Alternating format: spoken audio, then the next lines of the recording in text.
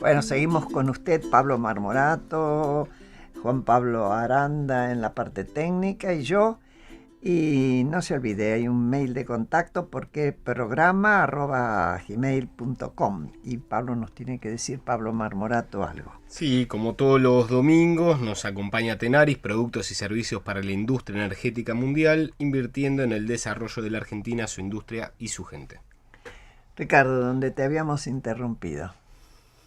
Sí, estábamos que en el caso de los delitos permanentes, como son los de desaparición de personas, tanto la Corte Interamericana y también la Corte nuestra ha establecido de que debe aplicarse la última ley aun cuando sea más gravosa. Es decir, no aplicó la ley penal más benigna. Y este es un caso muy claro de desaparición forzada.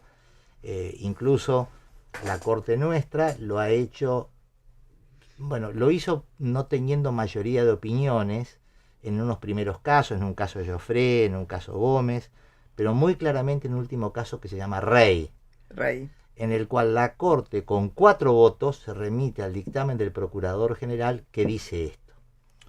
Y hay la última razón, porque tampoco quiero extenderme en una cuestión técnica. A ver, el caso Rey, 2013. Me No, parece. 2000 el caso Rey me parece que es anterior al 2013. No es el famoso caso donde que se Zaffaroni cita. Claro, bueno, a ver, el caso Simón es el de 2013. Bueno, no importa. Zaffaroni, sí. Para no hacer equívocos, tanto en el caso Simón, que la Corte no entró a conocerlo. Se quedó con el fallo de casación. Correcto. Como en estos, Zaffaroni vota en disidencia porque Zaffaroni sostiene que en los delitos permanentes hay que tomar la ley vigente al comienzo de la ejecución, no la última. Con lo cual, si es más benigna, se benefician. Sí, señor. En todos estos casos vota en disidencia. Y el último argumento es que en el caso de los delitos de lesa humanidad tienen 2 limitaciones con respecto a los otros delitos comunes. Siempre deben ser juzgados, por eso no se pueden amnistiar ni indultar, es decir, es necesario voltear. Quedan fuera de cualquier amnistía. Siempre juzgados, y la pena siempre debe ser la adecuada y proporcional a la gravedad del delito. Por eso no se pueden conmutar, porque si uno los conmuta, está disminuyendo la pena que le impuso la sentencia. Y la aplicación de esta ley no es una conmutación, pero tiene el efecto equivalente a la conmutación, porque no deja que la pena sea la adecuada. Yo te voy a preguntar una cosa. Hoy por hoy, en los casos de militares que han sido procesados, condenados y algunos siguen en proceso, desde el comienzo de 2003, cuando se acabaron con los efectos del indulto, 2005 del indulto, ¿no?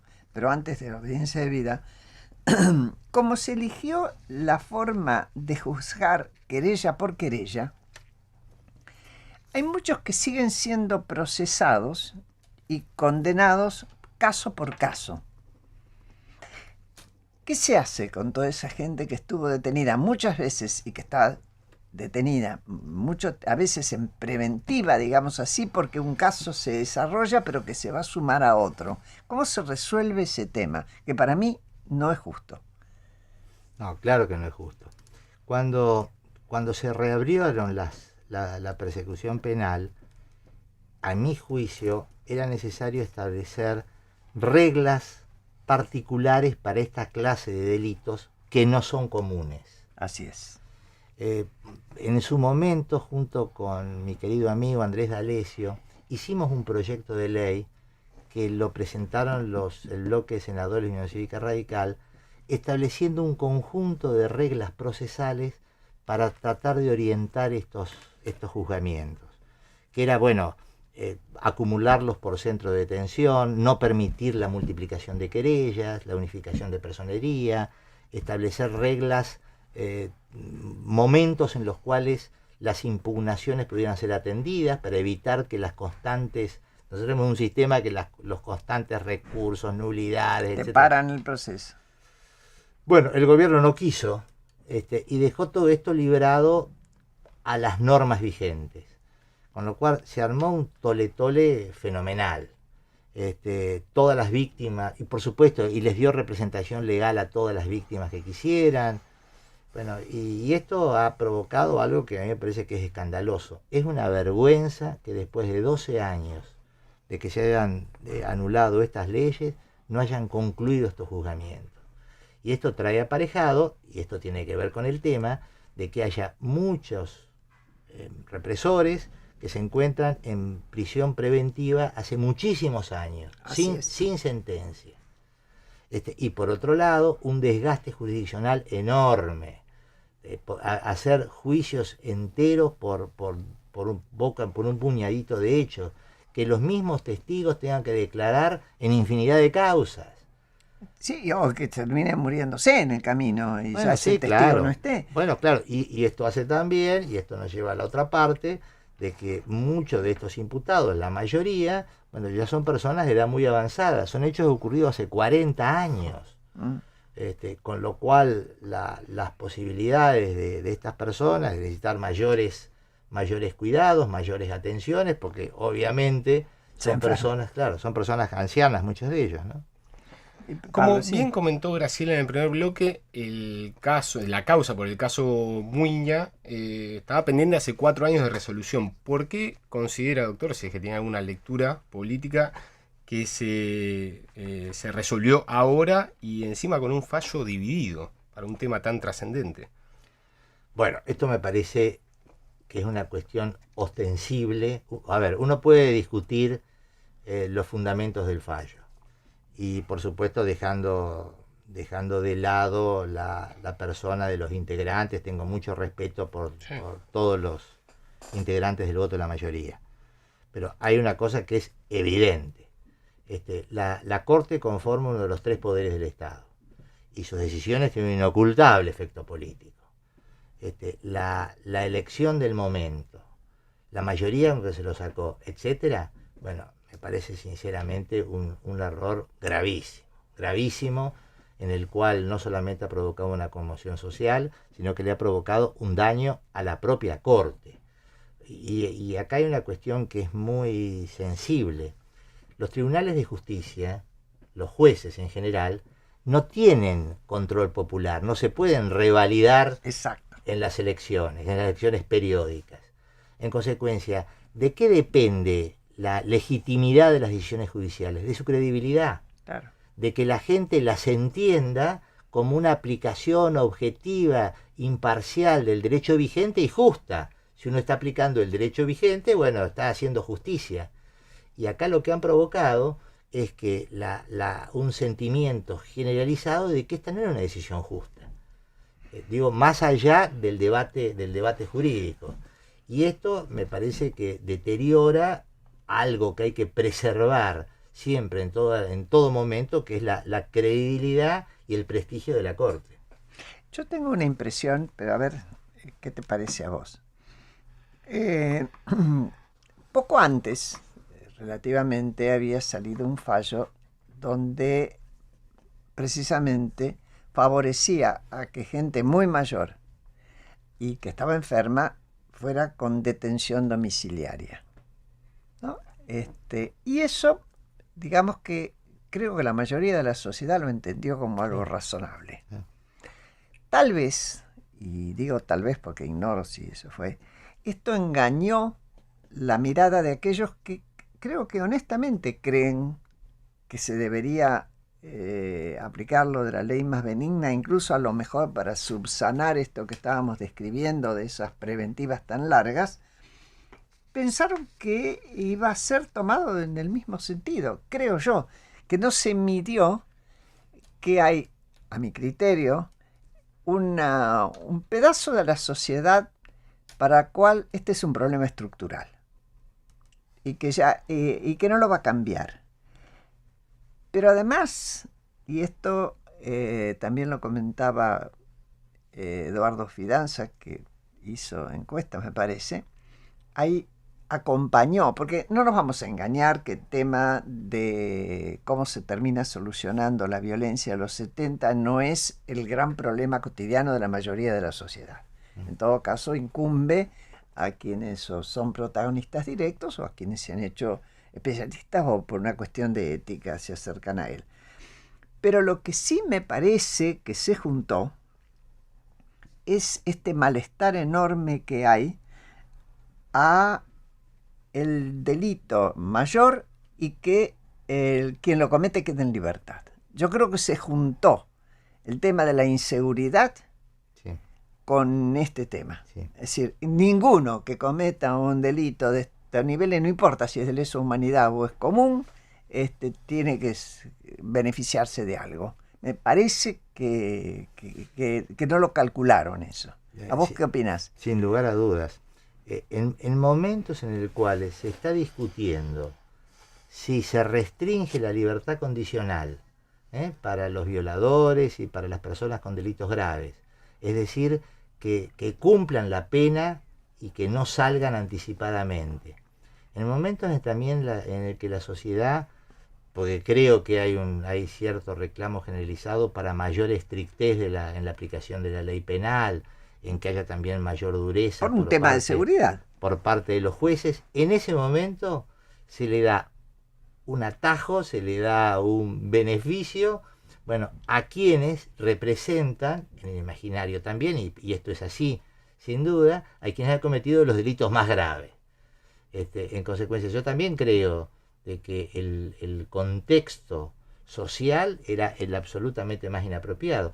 Más allá, obviamente, también de las razones. Yo creo yo creo que el fallo se está equivocado, claro. Pero de todas maneras... Pero por ahí para la gente como un fallo equivocado de la Corte no tiene, obviamente, ni tiene por qué tenerlo, los conocimientos a fondo de cómo es. Pero sí las consecuencias. Lo que miran las consecuencias.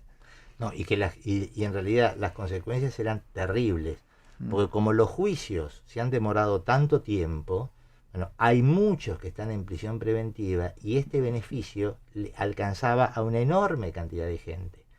La prueba está que inmediatamente después del fallo de la Corte empezaron todos a pedirlos y a solicitarla. Ya sea para la excarcelación o ya sea, obviamente, un beneficio que no queda para la condena. Claro.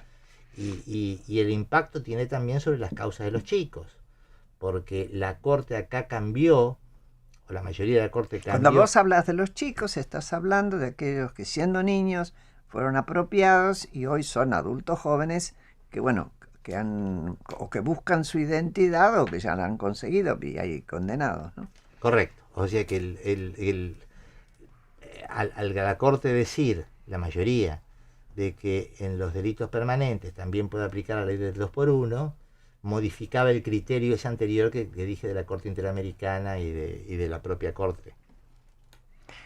Sí, queda siempre la pregunta, ¿no? De cómo... Yo parto de la buena intencionalidad del fallo de la mayoría, ¿no? Y de la incapacidad de ver o de imaginar el impacto político. Queda pendiente esta cuestión de que hoy hay en la Argentina gente que está siendo procesada por muchos años y que no encontramos la vuelta, ¿eh? Sí, a ver, lo que vos decías respecto, me parece que el tema de la prisión domiciliaria es otra cosa. La prisión domiciliaria es un tema de humanidad en la ejecución de la pena. Por supuesto, a una persona de edad muy avanzada, porque todos tienen edad muy avanzada, que requieren mayores cuidados, que tienen problemas de salud, etcétera, ¿qué sentido tiene tenerlos en prisión carcelaria? Nunca van a resocializar, que es una de las funciones de la... Bueno, ahí la pena tiene nada más que retribución, que tiene castigo, pero ese castigo tiene que ser también humanitario, porque de lo contrario, ¿qué quieren? Que mantenerlos en celda de castigo, que no les den de comer, que los azoten, que es una cosa absurda. Por esa misma razón, cuando la Corte decidió la prisión domiciliaria en el caso de uno de estas personas, no hubo mayor reacción social, porque es justificable. Porque tenía sentido común y sentido humanitario. No se les rebaja la pena, le dicen nada más, a usted lo dejo encerrado en su casa. Doctor, sin violar la independencia de poderes y apelando a su experiencia, ¿cuál es el margen de acción para poder entre un gobierno y la Corte Suprema para poder accionar, no sé si en conjunto, exactamente, ¿no? Vos decís que los no canales de comunicación. Que no le tome de sorpresa al gobierno. Exactamente. Como nos tomó otro. A ver, hoy en día no se piensa en que la división de poderes tenga que ser tan estricta. Hoy se habla de coordinación y de cooperación entre los poderes del Estado. Lo que no quiere decir que los jueces no deban resolver los casos de acuerdo a la ley. Exacto. Y a su conciencia. Pero no cabe ninguna duda de que es necesario que haya cierta coordinación. Yo no veo nada mal, al contrario, de que haya cierto diálogo institucional entre la Corte, por ejemplo, y el Ejecutivo. Obviamente que el Ejecutivo tiene que saber cuál es la agenda de tratamiento de temas también de la Corte. Repito, lo que no quiere decir que la Corte deba resolver según le indique el Ejecutivo. No. Simplemente saber qué está pasando. E incluso hay hoy en día hay una tendencia que se inició en Canadá hace unos 20 o 30 años y después se prosiguió también en Nueva Zelanda, en Australia, en países del Commonwealth y algunos de Latinoamérica, que habla de lo que se llama una justicia dialógica.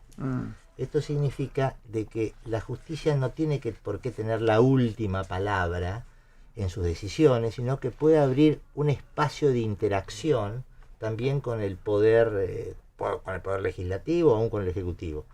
En el caso de Canadá era porque tenía una cláusula que se llama la cláusula del no obstante, notwithstanding, en el cual cuando la Corte declaraba inconstitucional una norma de una Carta de Derechos, no obstante, permanecía vigente durante 5 años.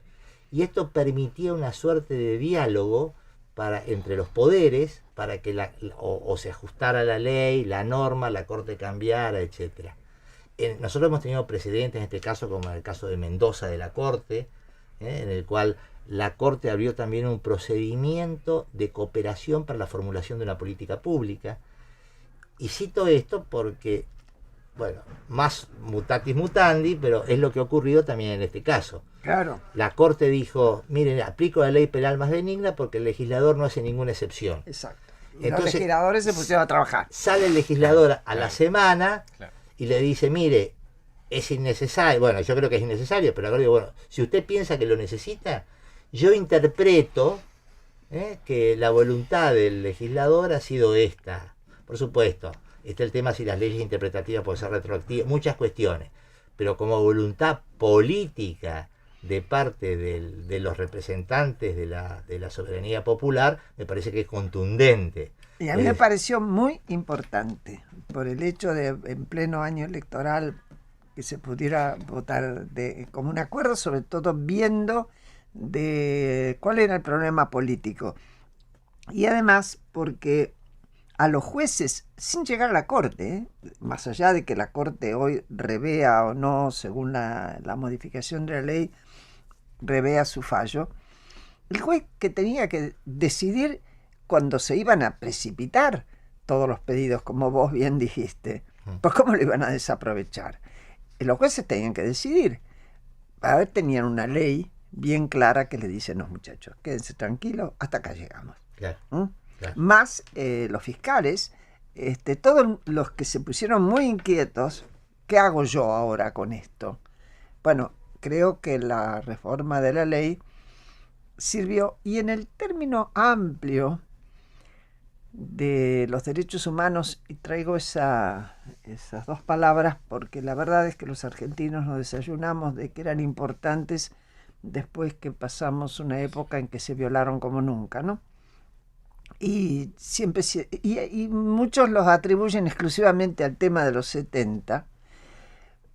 Curiosamente, y esta es mi mirada por ahí porque yo quiero que así sea, pero bueno, me someto a la discusión, el acto que se hizo en demanda, cuando ya se sabía que salía la ley, porque todo el mundo ya había salido. Ya había salido. Salió esa mañana. Así es.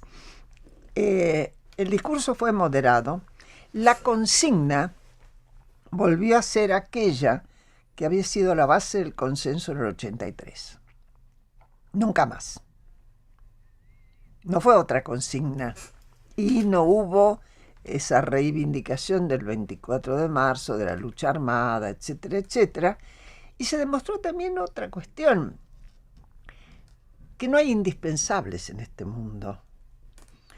Por ejemplo, Eve de Bonafini, cuya voz ha marcado muchas veces, a veces interpretado exactamente y a veces sobrevalorado, esta vez estuvo en contra de esa marcha porque la consigna era nunca más y porque los pañuelos los tenían que llevar todos como símbolo de a qué se le estaba diciendo el nunca más.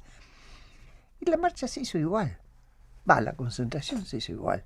Es decir, nadie es indispensable cuando hay una convicción generalizada de algo.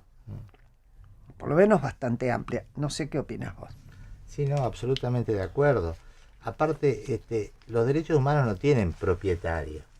Por su naturaleza son universales y en el caso también de la Argentina, yo creo que pertenecen a todo el pueblo argentino, y un gran mérito en este caso de Alfonsín ha sido no solamente el que propició de que la recuperación democrática estuviera acompañada por justicia, sino que nunca se apropió del tema. Es decir, nunca van a encontrar un discurso de Alfonsín en el cual él reivindique lo que hizo. Esto, el efecto que produce es que los derechos humanos le pertenecen a todos. Así es. No son de él, son de todos. Por eso la radicalización, la explotación política que hubo durante la administración kirchnerista, que tuvo el enorme, bueno, por supuesto, el mérito de haber empujado de que la etapa se cerrara con justicia, cosa que reivindico plenamente, pero luego pretender esto en su propio beneficio político, ¿no? No, además de que toda la justicia comenzaba con él. Correcto. Sí, bueno. Pero bueno, también la torpeza de no explorar, lo cual a mí me da la pauta de que era una instrumentación política, de no explorar formas alternativas de superación de la situación, como lo que vos acabas de decir, o una propuesta que fue muy maltratada de que hubiera disminución de pena, no falta de condena, en aquellos que dieran información fidedigna y comprobable para poder encontrar más rápidos niños apropiados o para poder encontrar cadáveres e identificarlos, sí, por ejemplo, ¿no? Claro. Cosa que hasta ahora no ha ocurrido.